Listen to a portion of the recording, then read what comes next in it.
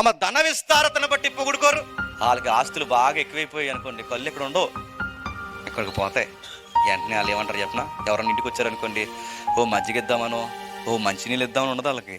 ఈ ఆస్తి బ్యాచ్కి ఏం చేస్తారు చెప్పిన, బ్రదర్ ఆ ఎదరది మందే, పక్కది మందే, ఆ బిట్టు కూడా కొనేద్దాం అనుకుంటున్నాం, కొంచెం ప్రార్థనలో పెట్టండి. మళ్ళీ అది ఎంత పొగరో, దానికోసం మనం ప్రార్థన పెట్టాలట.